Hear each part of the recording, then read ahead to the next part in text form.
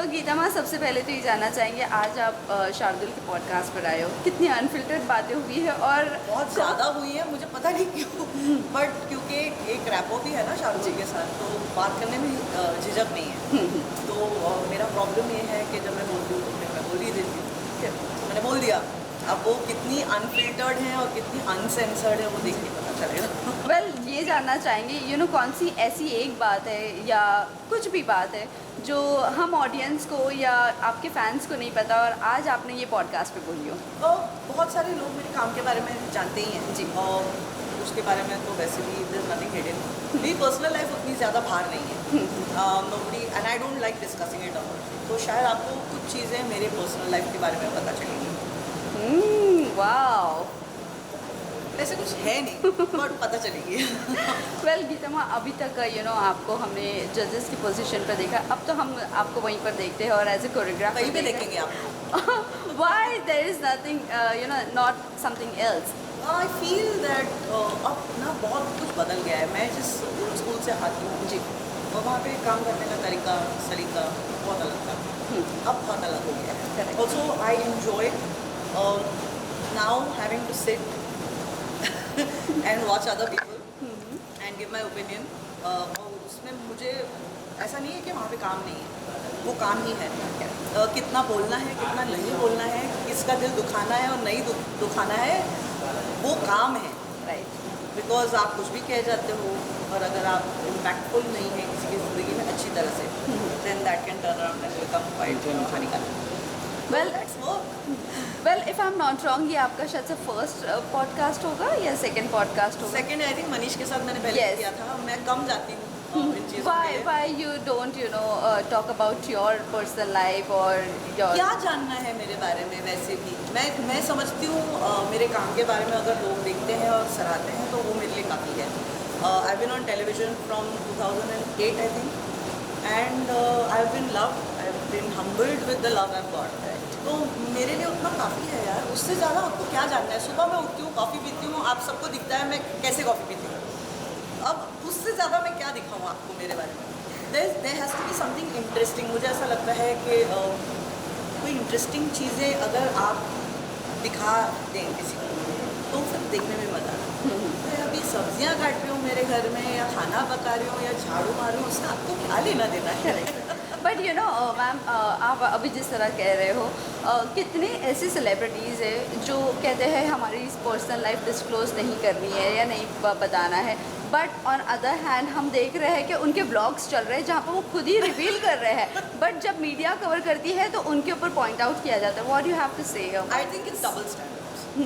I think either you keep your personal life by itself quiet and keep it the way it is. I've always disengaged. I've never encouraged anyone to come कि मेरे घर में shoot करो। Yeah. या even when my mom was alive, a lot of people used to say कि उनके साथ एक इंटरव्यू करना है, how do you spend your day at home with her? मुझे लगता है क्यों आपको इंटरेस्ट है कि मैं अपने एक कोई चीज़ प्राइवेट रहे।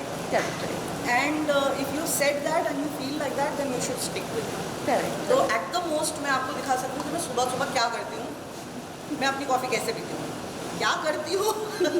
उतना डीप में जाना नहीं चाहती। उतना किसी को देखना भी नहीं चाहिए। Some things are very important, क्योंकि मुझे लगता है कि ये जो है ना फेम, आप लोग जो शूट कर रहे हैं, मिल रहे हैं, ये बहुत शॉर्ट लिव्ड है। कल को आपको मुझ में इंटरेस्ट नहीं रहेगा तो फिर मैं क्या करूँ? राइट। तो बेटर है कि मैं उतना ही दिखूँ जितना ज़रूरत है।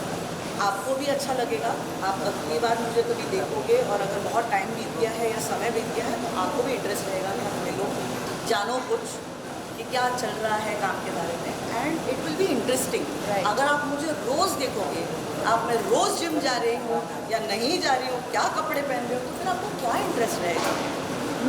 सो I like to keep it Some personal secret. not only personal, it's just little bit. Yeah, So, yeah. जितना I think that is the enigma of being in the limelight. And if I'm not famous tomorrow, by God's grace, I should always be there. But if I'm not a celebrity, if I'm not famous and I go back to being who I was, तो मैं चाहती हूँ कि उतनी ही इज्जत मिले, ना कि ऐसा हो कि मुझे बुरा लगे कोई मुझे देख नहीं रहा है।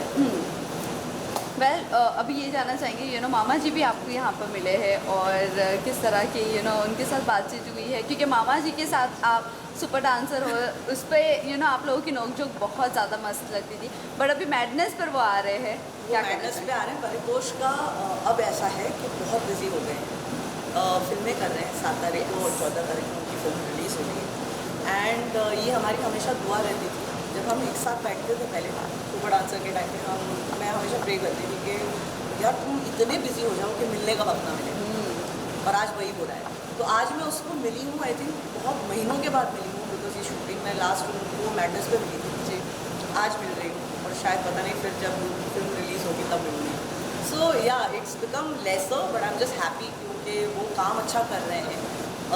टेलीविज़न से फिल्म जगत में आना बहुत बड़ा मतलब अचीवमेंट होता है। I am happy for him and I will always be happy. पर लास्टली जाते जाते फैंस एंड व्यूअर्स को आप क्या कहना चाहोगे? प्यार करते रहिए और प्यार जताते रहिए। जो घर पे बैठ के लोगों को ट्रोल करते हैं प्लीज़ मत करो यार, बहुत अजीब सा लगता है। Don't do that, because I think everyone is trying to make a buck somewhere or the other.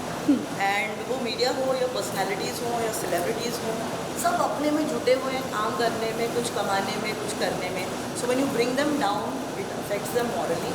Let's not do that. Spread the love. Love की बहुत कमी है इस दुनिया में। थोड़ा सा प्यार जताएं, प्यार बना के रखें। Thank you so much. Thank you, God bless you all.